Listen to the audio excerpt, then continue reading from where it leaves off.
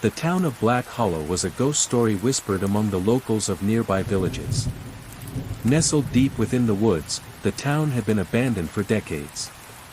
No one knew why its residents vanished overnight, but stories spoke of shadows that whispered your name and laughter echoing in the darkness. It was said that those who ventured into Black Hollow never returned. Lena, a journalist for an online magazine specializing in urban legends, had been chasing stories like this for years. She'd heard the tale of Black Hollow from an old man in a bar who claimed to have grown up near the place.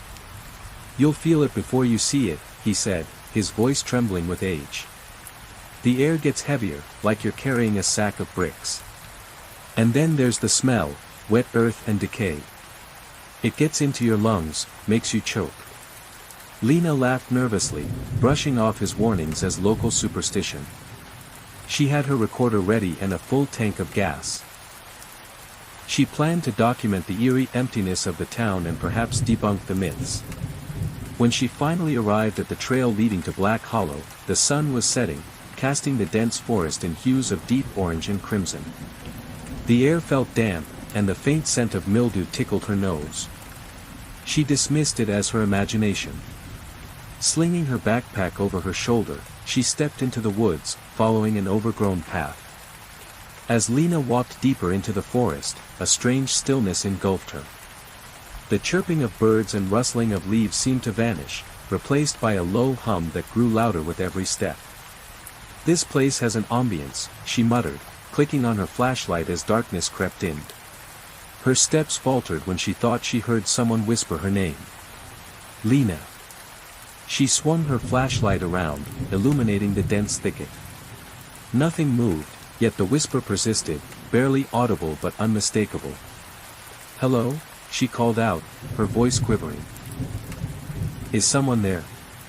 The whisper stopped abruptly, leaving an unnerving silence in its wake. Shaking her head, Lena muttered to herself, "You're just spooking yourself." She pressed on, her flashlight beam slicing through the darkness. As the path wound downward, she came across a signpost, its wood rotted and splintered. The faint lettering read, "Welcome to Black Hollow." The town was exactly as the old man had described, dilapidated buildings overrun with vines, windows shattered, and doors hanging off their hinges. A single cobblestone street wound through the center, lined with empty houses that seemed to lean toward one another as if sharing secrets.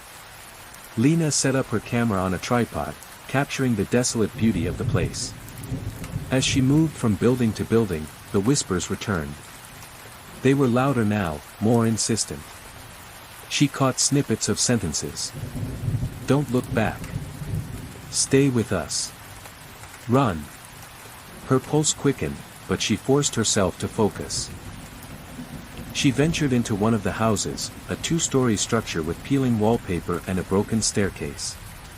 The air was thick and smelled of rot. On the wall, a message was scrawled in what looked like soot, "We are still here." Lena's stomach twisted, but she snapped a photo. "Probably just vandals," she whispered, though her voice lacked conviction. A floorboard creaked behind her. Spinning around, she saw a shadow dart past the doorway. Her breath caught in her throat. Grabbing her flashlight, she ran to the door and peered out into the street. It was empty. "This is too much," Lena muttered, packing up her gear. She decided she'd gotten enough footage and began walking back toward the forest trail.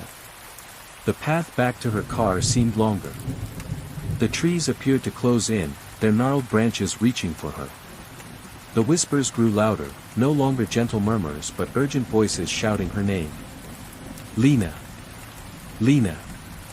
Lena!" Her breathing turned shallow as panic set in. She broke into a sprint, her flashlight beam bouncing wildly. Suddenly, she tripped, her knees scraping against the rough ground. As she scrambled to her feet, she saw them, figures emerging from the shadows, their faces obscured but their glowing eyes fixated on her.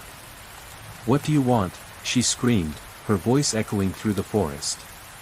One of the figures stepped forward. Its voice was deep and guttural. "To tell your story, you must stay. You cannot leave." Lena turned and ran, her heart pounding as the figures pursued her.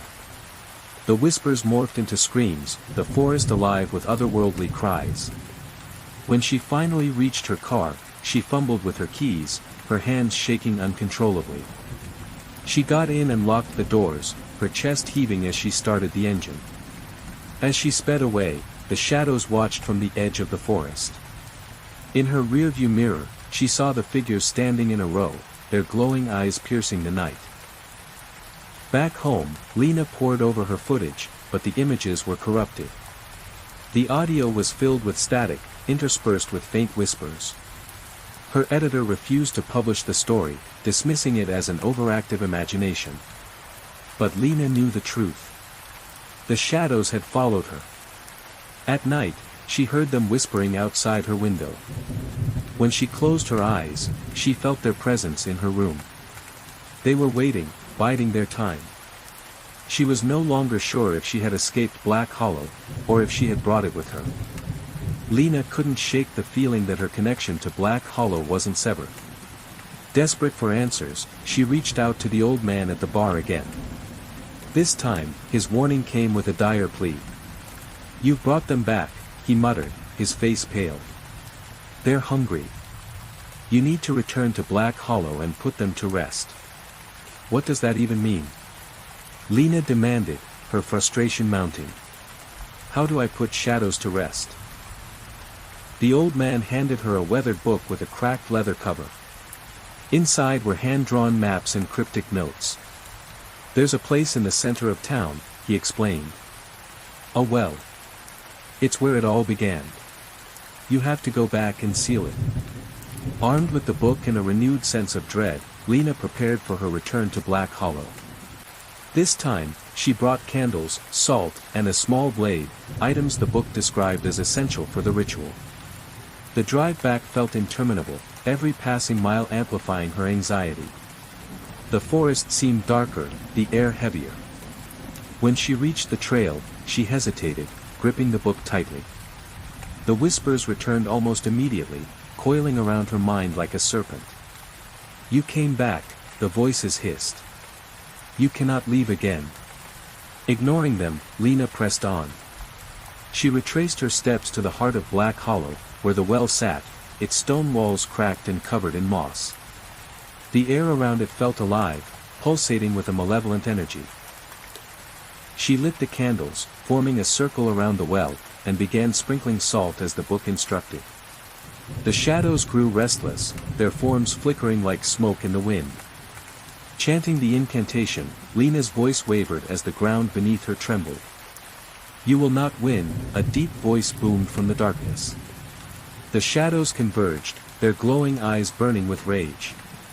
Summoning every ounce of courage, Lena took the blade and made a shallow cut on her palm, letting her blood drip into the well. The book claimed this would bind the spirits to the abyss. The shadows shrieked, their forms twisting and writhing as the well began to glow with an eerie light. The ground split open, revealing a chasm that seemed to stretch into eternity. One by one, the shadows were drawn into the void, their cries echoing in Lena's ears. Just as the last shadow was pulled in, a skeletal hand shot out, grabbing her ankle.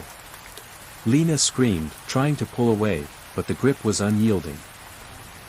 With no other option, she grabbed the book and hurled it into the well. The hand released her, and the chasm sealed itself with a deafening roar. Exhausted and trembling, Lena collapsed on the ground. The whispers were gone, replaced by a deafening silence. Lena returned home, her body battered but her mind sharper than ever. She wrote the story, omitting the ritual and the old man's guidance, claiming only to have escaped the town's haunting presence. Her editor published it, and the piece went viral. But Lena knew better. The shadows were gone, but the cost was steep. She would never forget their voices, nor the way they had stared into her soul. Months later, she received an anonymous package. Inside was the leather-bound book, its pages blank except for one line. "You closed the door, but the key is still yours." To everyone in their social circle, Sarah and Jonathan were the epitome of a perfect couple. Sarah was the devoted wife, always at Jonathan's side with an adoring smile. Jonathan was the charismatic businessman, charming everyone he met. They seemed inseparable, a picture-perfect pair, until the cracks began to show. Sarah had always been attentive, her every action an expression of her unwavering devotion. She knew Jonathan's schedule by heart, his favorite meals, the way he liked his clothes pressed. But her attention was more than just love. It was obsession. Jonathan began staying late at the office, claiming that work was piling up. Sarah, trusting as ever, always had dinner waiting for him when he returned. But when his late nights grew more frequent, her suspicions started to stir. One evening, as she cleared the dishes from the table set for two, Sarah noticed something unusual, a faint whiff of perfume on Jonathan's shirt. It wasn't hers. Her fingers clenched the fabric, and her eyes narrowed. She didn't confront him that night. Instead, she resolved to find out the truth. Sarah began following Jonathan. She memorized the address of his office and kept track of his comings and goings. At first, she dismissed her suspicions as paranoia. But then she saw them together. From the shadowed corner of a parking lot, Sarah watched Jonathan exit his office with a young woman. The woman laughed as she touched his arm, and Jonathan leaned in close, their faces too familiar. Sarah felt her heart splinter, a cold rage taking root where love once blossomed. "He promised me forever," she whispered, her voice trembling.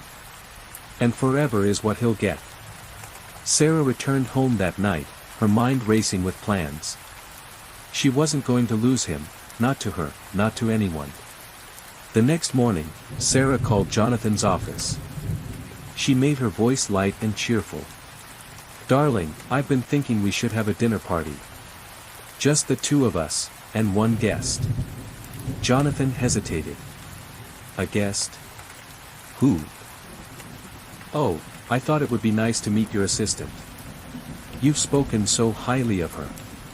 Jonathan's silence spoke volumes. But after a moment, he agreed. "I'll let her know." Sarah's lips curled into a smile. Perfect. The table was set with Sarah's finest china. Candlelight flickered across the room, casting long shadows on the walls. Sarah's gaze was sharp as she welcomed Jonathan and his mistress, Lisa, into their home. "Lisa, it's such a pleasure to finally meet you," Sarah said, her voice dripping with honeyed sweetness. Lisa seemed uncomfortable, her eyes darting to Jonathan for reassurance. Over the course of the meal, Sarah's questions grew more pointed. "Lisa, do you often work late with my husband?" she asked, her tone innocent but her eyes like daggers. Lisa's face flushed.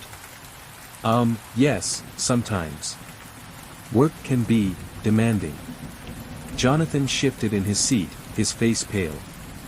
"Sarah, maybe we should." No, let's finish," Sarah interrupted, her smile unwavering. "It's important to savor these moments." After dinner, Sarah insisted on serving dessert. She disappeared into the kitchen, returning with 3 slices of pie. "My mother's recipe," she said, setting a slice before each of them. "I made it special." Jonathan hesitated but took a bite. Lisa followed suit, though her unease was palpable. Sarah watched them intently, her own plate untouched. Minutes passed. Jonathan began to cough, his face reddening. Lisa clutched her stomach, her breath coming in shallow gasps. They both collapsed to the floor, writhing in agony as Sarah stood over them, her expression serene. "You promised me forever," she said softly, kneeling beside Jonathan. "And I'll keep you to that promise." Days later, Sarah was the picture of a grieving widow. Friends and neighbors offered their condolences, none suspecting the darkness behind her sorrowful eyes.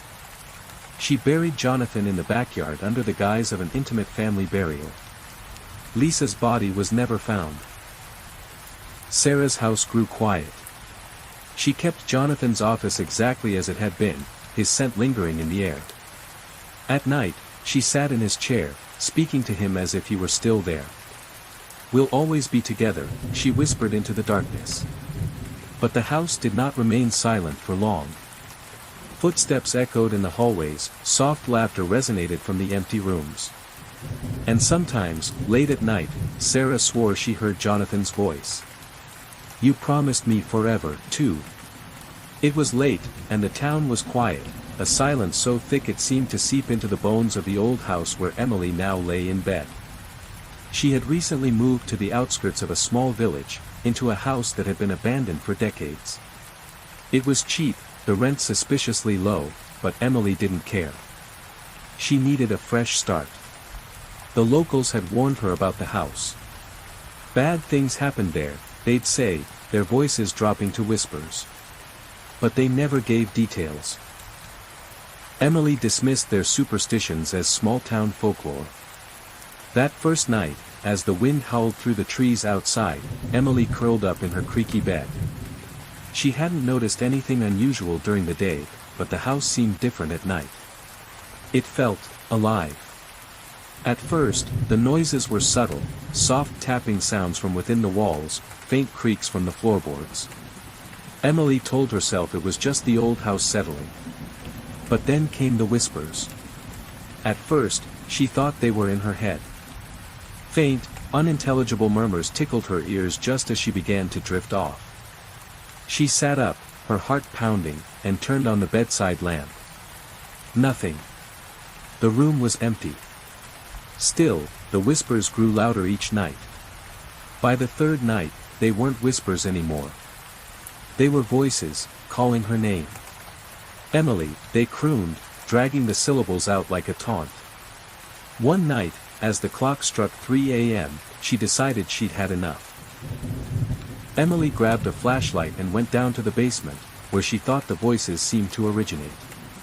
The air grew colder with each step she took. The basement was a cavernous room filled with shadows that seemed to move and stretch as she descended. She swept the flashlight beam across the walls and noticed something strange, deep scratches, as though someone, or something, had clawed at the cement. Emily. The voice was louder now, clear as day, and it wasn't coming from the walls. It was behind her.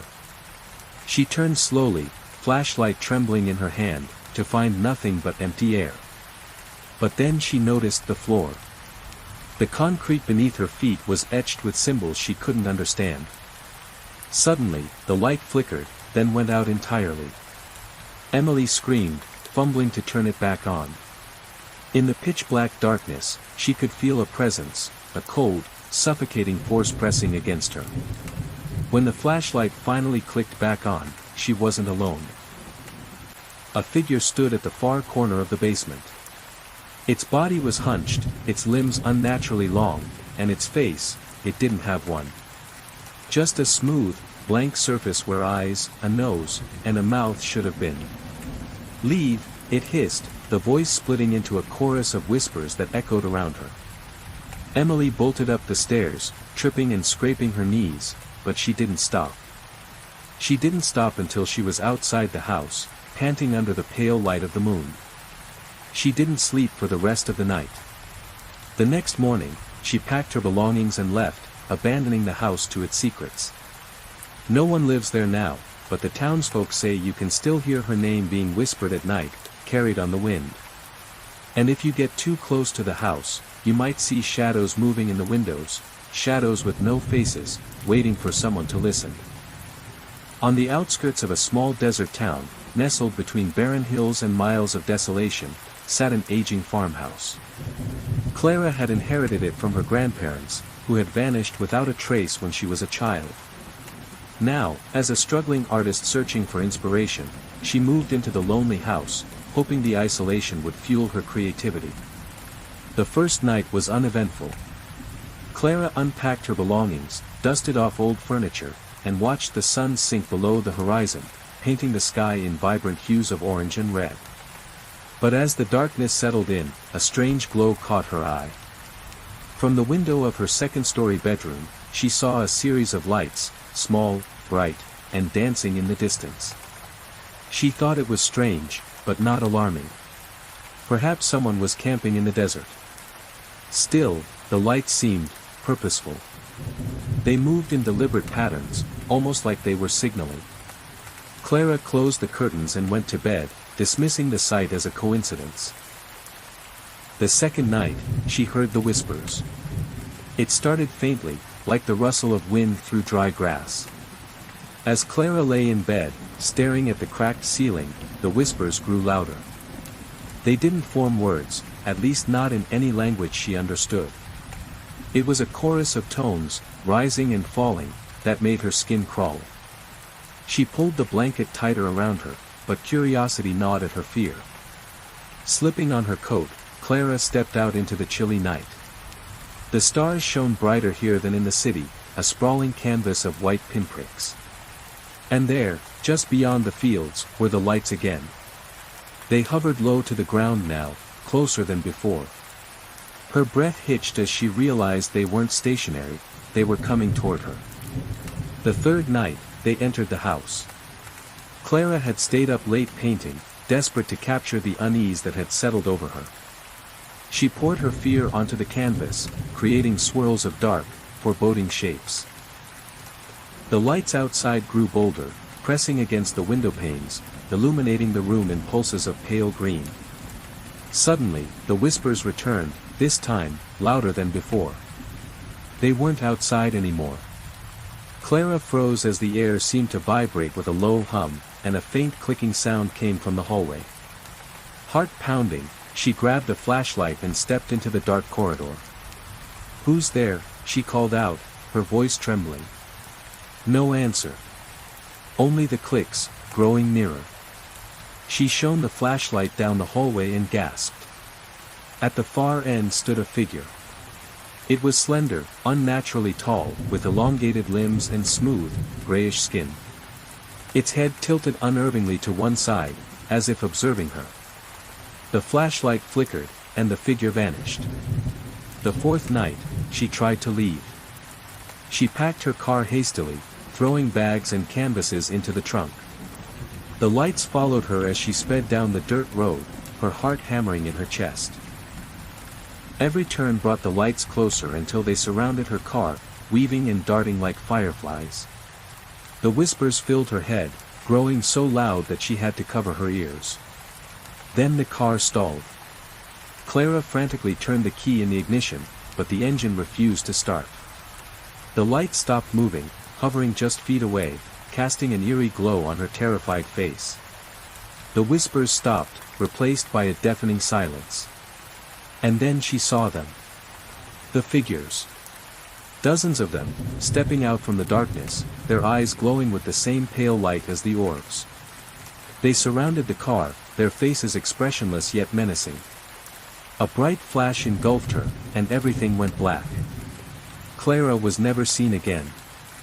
Weeks later, hikers discovered the farmhouse. Inside, they found strange symbols etched into the walls and ceiling of her bedroom. Her unfinished painting was still on the easel, a swirling vortex of darkness, pierced by glowing eyes. And on some nights, when the wind was still, townsfolk swore they could see the lights in the distance, whispering her name. Prologue: The Vanishing.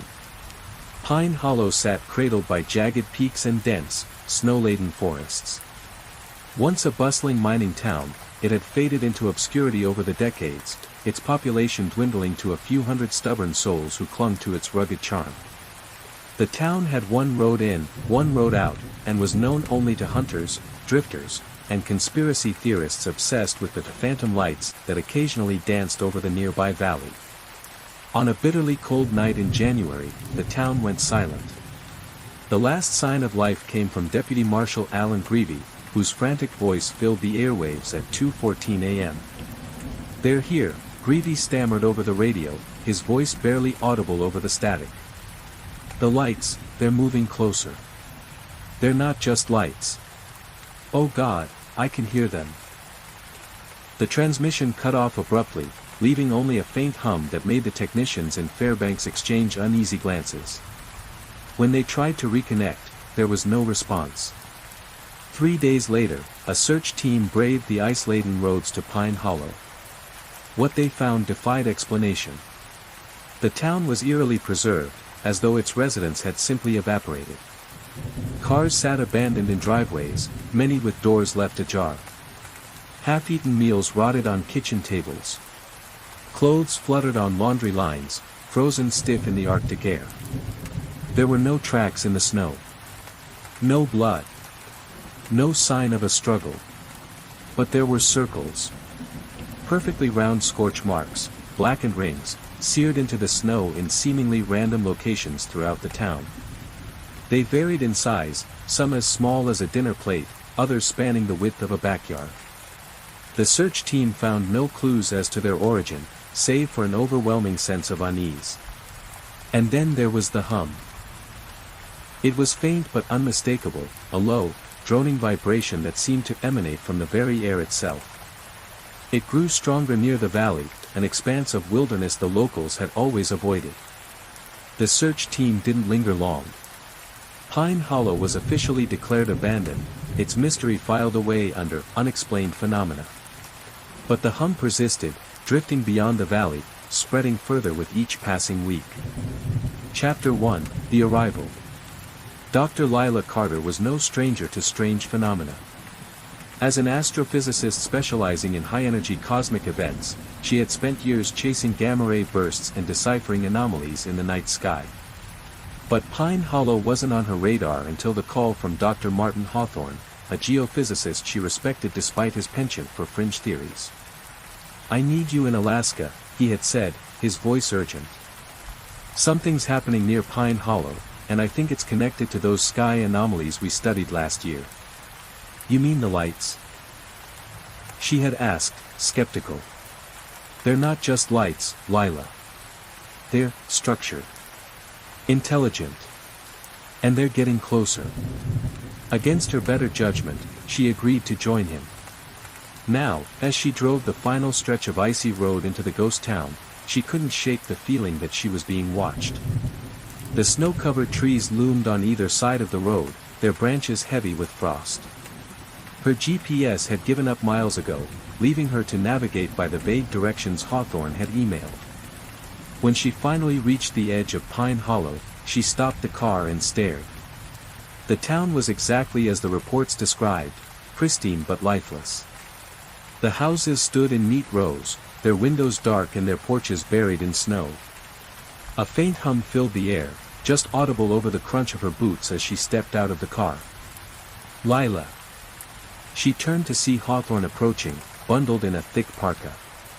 His usually confident stride was hurried, almost anxious. "Good to see you made it," he said, his breath visible in the cold air. "Come on." The team set up in the old community center.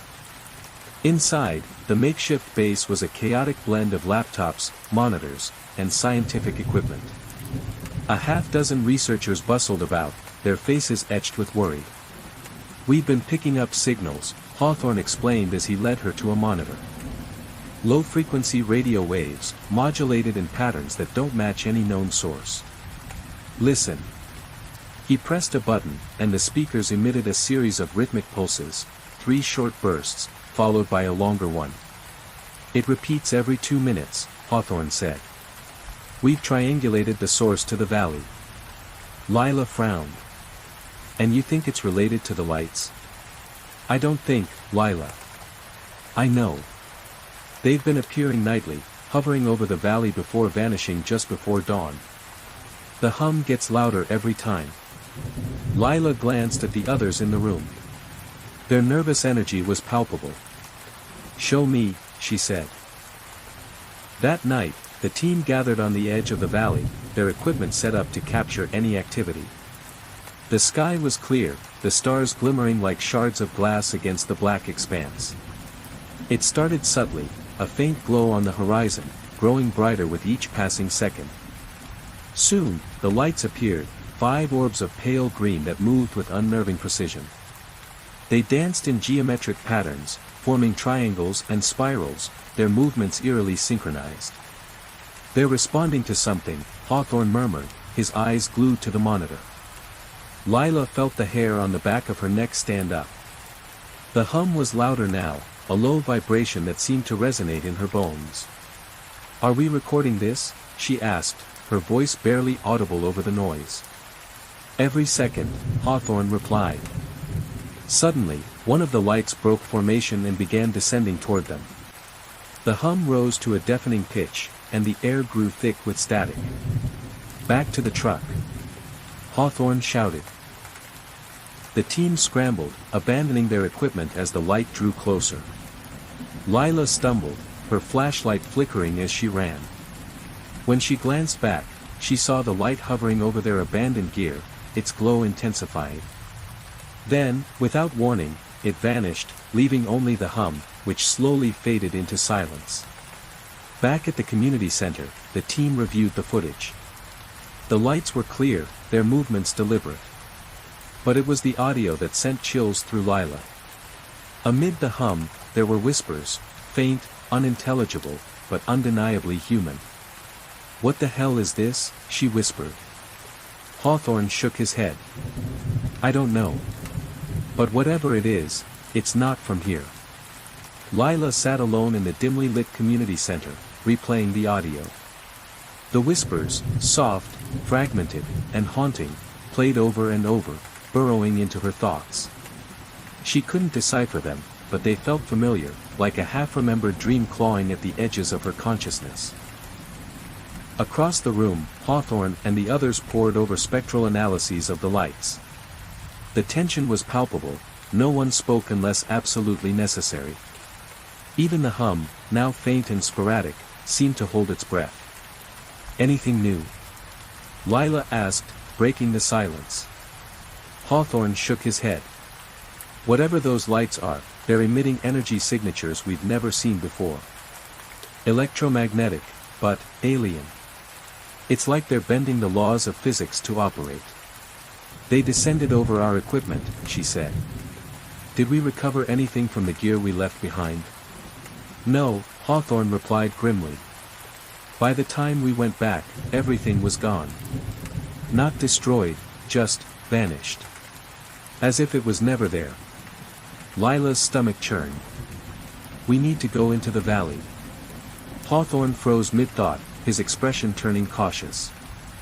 "Lila, that's not a good idea. Whatever's happening here, it's dangerous. We've already lost contact with Pine Hollow itself. Going deeper could give us answers," Lila interrupted. "We can't sit here collecting data from a distance. If we want to understand what's going on, we need to see it up close." The room fell silent. Finally, Hawthorne sighed. "We'll need more than flashlights and good intentions. If we go prepared." By the next afternoon, the team was ready. They packed survival gear, portable scanners, and cameras, along with emergency locators in case something went wrong. The hum had grown louder overnight, a persistent vibration that seemed to emanate from the valley itself. As they approached the edge of the forest, Lila felt a strange heaviness settle over her. The trees seemed older here, their gnarled branches reaching skyward like skeletal fingers. Snow muffled their footsteps, but the oppressive silence was broken by faint whispers, just audible enough to set her teeth on edge. "Everyone stay close," Hawthorne said, his voice firm but shaky. The valley opened up before them, a vast expanse of pristine snow flanked by jagged cliffs. The scorched circles were everywhere now, their blackened edges stark against the white ground. Some were small, but others were massive, overlapping to form intricate patterns. "What the hell is this?" one of the researchers muttered. Lila knelt beside one of the circles, running her gloved fingers over the edge. The snow around it wasn't just burned, it was melted down to the dirt, leaving the ground beneath unnaturally smooth. "These aren't random," she said, standing. "They're intentional. Almost like markers." "Markers for what?" Hawthorne asked, his eyes scanning the horizon. Before she could answer, the hum intensified, vibrating through their equipment. Lila glanced at her scanner, it was picking up a signal, stronger than anything they'd detected before. "It's coming from the center of the valley," she said. The team pressed on, following the signal. The snow seemed to grow deeper, the air colder, as if the valley itself resisted their presence.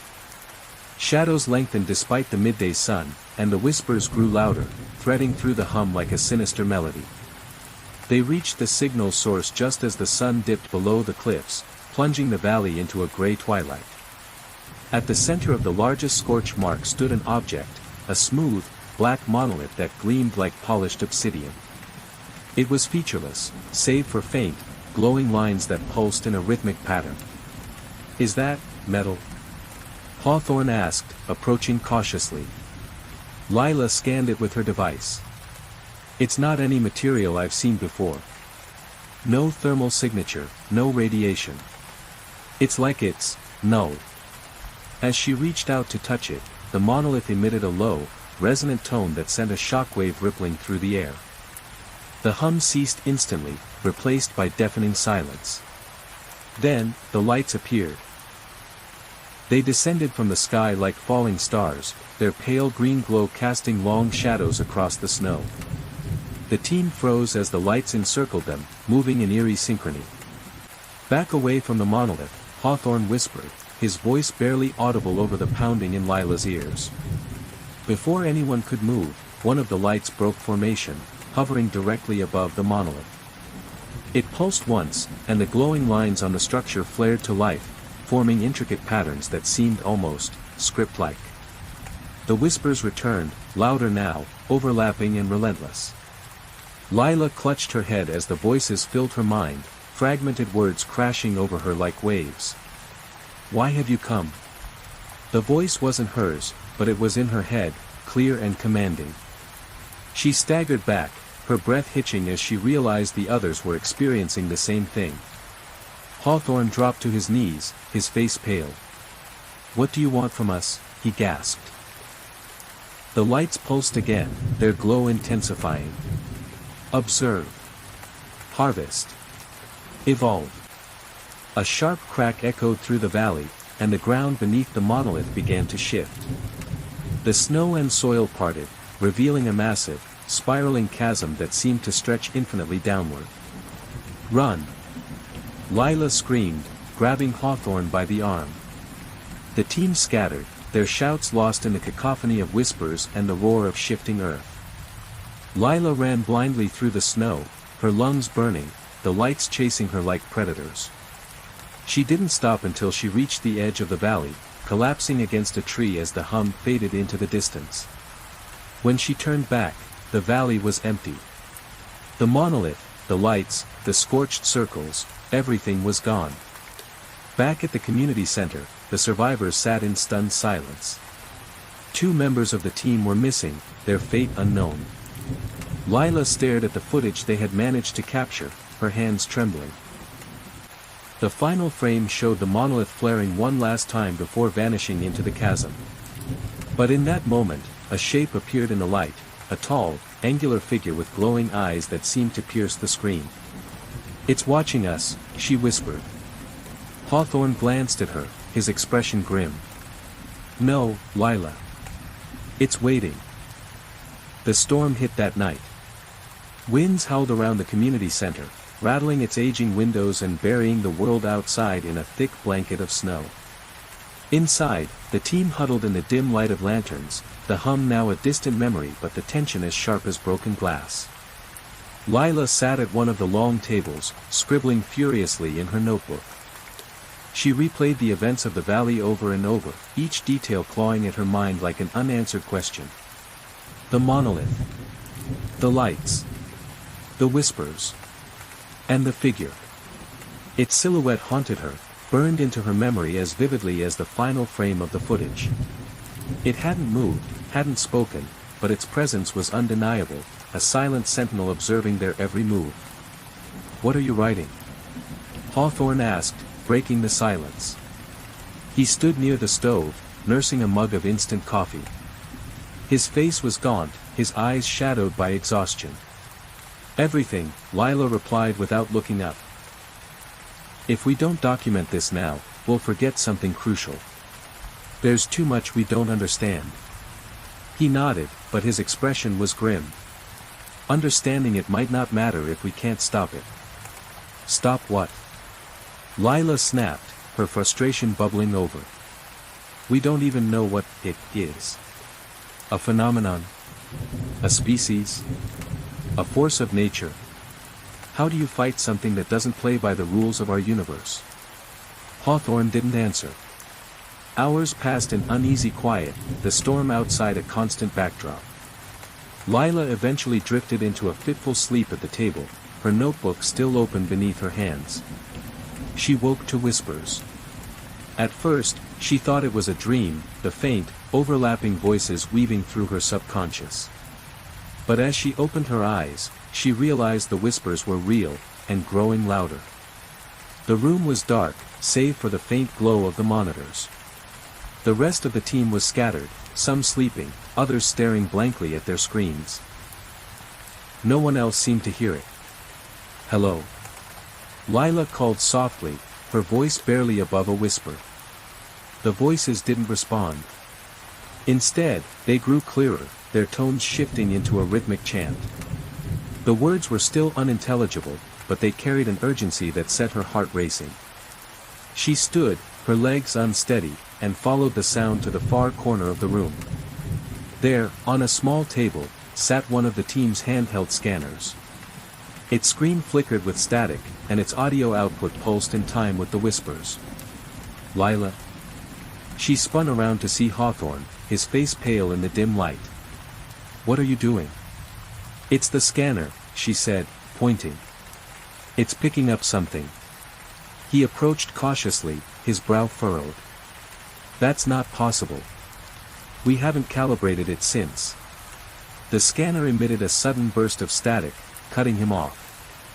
The whispers ceased, replaced by a single, low tone that seemed to reverberate through the walls. The lights flickered, and the monitors went dark. "What the hell is happening?" one of the researchers shouted, jolting awake. Before anyone could answer, a loud crash echoed from outside. The team froze, their breath visible in the frigid air. Lila moved to the window, her pulse pounding.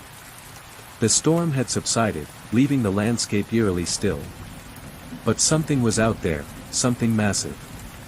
The snow-covered ground had been disturbed, long, deep trenches carved through the drifts. At the edge of the clearing stood a towering structure, identical to the monolith they'd seen in the valley. Its lines pulsed faintly, casting an otherworldly glow that bathed the surrounding trees in pale green light. "It followed us," Lila whispered. The team scrambled to gather their equipment, their fear palpable. Hawthorne directed them to focus on capturing data while Lila and another researcher, Miguel, ventured outside to investigate the monolith. The air was bitterly cold, each breath burning Lila's lungs as she trudged through the snow. Miguel followed close behind, clutching a handheld camera that whirred softly in the silence. As they approached the monolith, the whispers returned, soft and faint, but growing louder with each step. "Are you hearing this?" Miguel asked, his voice tight. Lila nodded, her eyes fixed on the glowing lines. "It's the same as before. Like it's trying to communicate. Or warn us," Miguel muttered. When they reached the base of the monolith, Lila hesitated. The ground around it was scorched, the snow melted away to reveal a smooth, black surface that reflected the faint glow. She extended a gloved hand toward it, but the whispers suddenly surged, drowning out all other sound. Miguel shouted something, but she couldn't hear him. The whispers filled her mind, overlapping and relentless, until one voice emerged, clear and distinct. "Look down." Her gaze dropped to the ground at her feet. There, partially buried in the scorched earth, was a shape, small, metallic, and unmistakably crafted. She knelt and brushed away the snow, revealing a smooth, circular object engraved with the same glowing patterns as the monolith. "What is it?" Miguel asked, his voice trembling. "I don't know," Lila admitted. But as she held the object, the whispers faded, replaced by a single, chilling phrase. "The threshold opens." Back inside, the object drew a mix of curiosity and fear. The team scanned it, tested it, but it defied analysis. It emitted no heat, no radiation, only the faint, rhythmic pulses of light. It's a key, Lila said finally, the realization hitting her like a physical blow. A key to what? Hawthorne asked. Before she could answer, the lights in the room dimmed, and the hum returned, louder and more insistent than ever. The monolith outside flared to life, its glow bright enough to pierce the drawn curtains. The whispers surged, and this time, they carried words that everyone could understand. You are not alone. The ground shook, and the monitors flickered back to life. But the screens no longer displayed data, instead, they showed images of the valley, the scorched circles, and the figure from the monolith. It wasn't static anymore. The figure moved. It turned slowly, its glowing eyes locking onto the camera as its elongated fingers reached forward. And then, one by one, the monitors went dark. The team sat in stunned silence until Hawthorne spoke, his voice barely above a whisper. They're coming. The ground beneath the community center trembled as the hum grew louder, its vibrations pulsing through the walls like a living heartbeat. The team scrambled for their gear, their fear palpable. Lila clutched the circular object, the key, as though it might protect her, its glow faint yet steady in her trembling hands. What do they want? Miguel asked, his voice strained as he packed a bag of equipment. They've been observing us, Hawthorne said, pacing. Testing boundaries. Now they're advancing. Whatever this is, it's escalating. Lila couldn't shake the image of the figure on the monitor. It had moved deliberately, as though aware of being watched.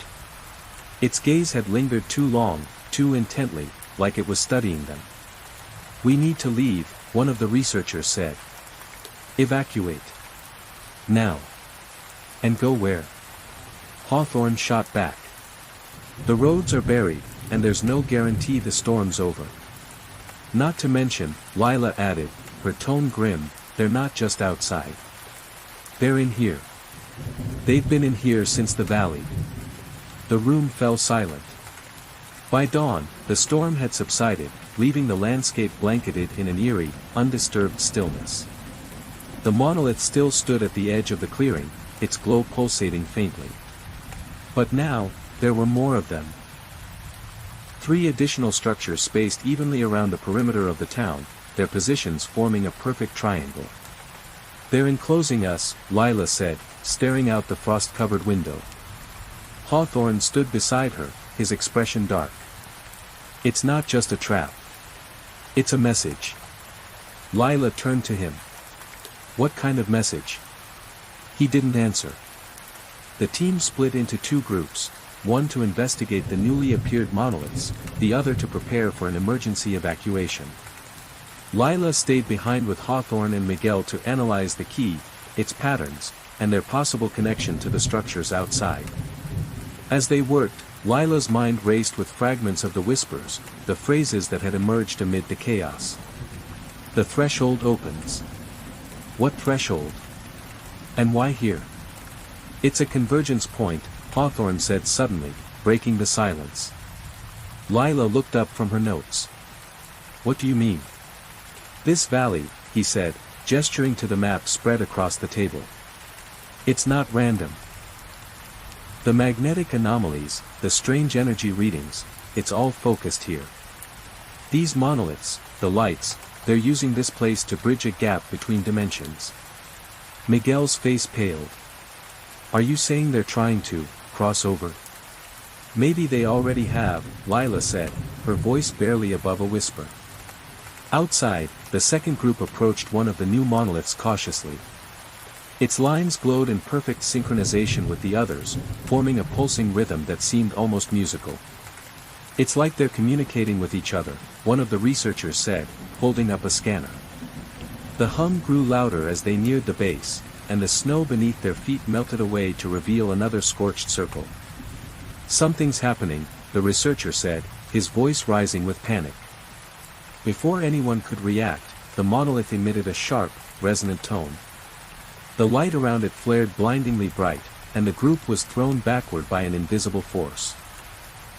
When they regained their senses, one of their members was gone. Back at the community center, the air grew heavy with unease. The survivors returned shaken, their faces pale as they recounted the incident.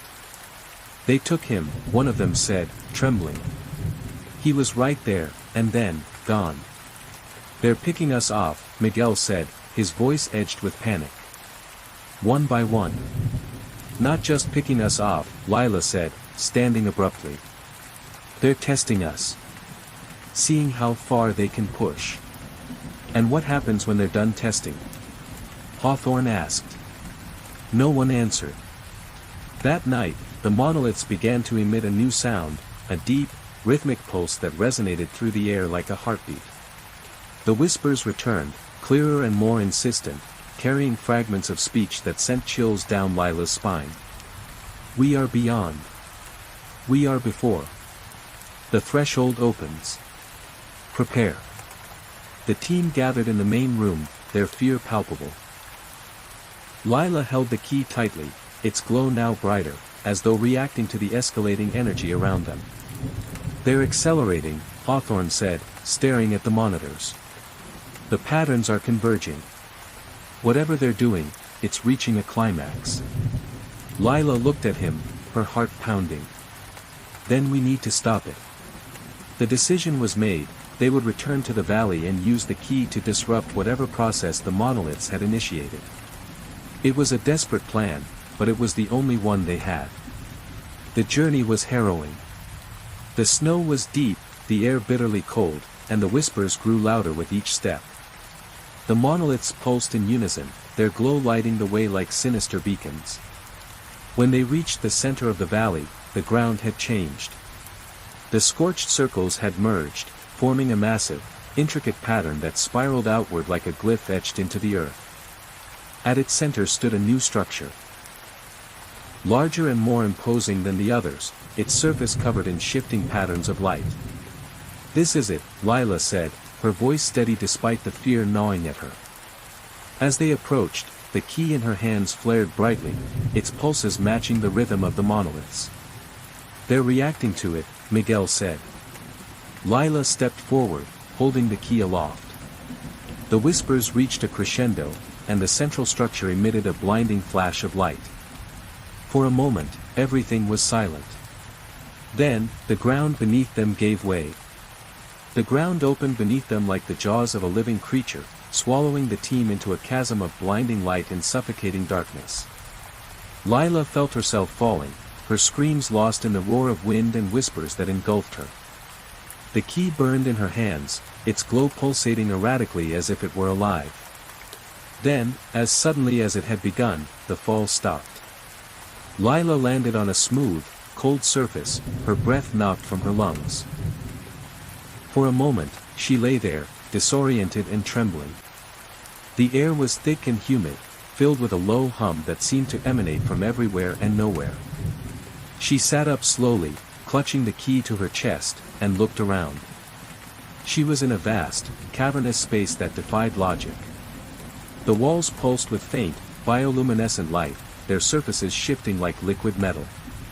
Strange, alien symbols etched themselves into the walls, only to dissolve and reform in endless patterns. The air was heavy with the same whispers that had plagued her since the valley, but now they were louder, clearer, and more insistent. "Lila?" She turned to see Hawthorne and Miguel nearby, both dazed but alive.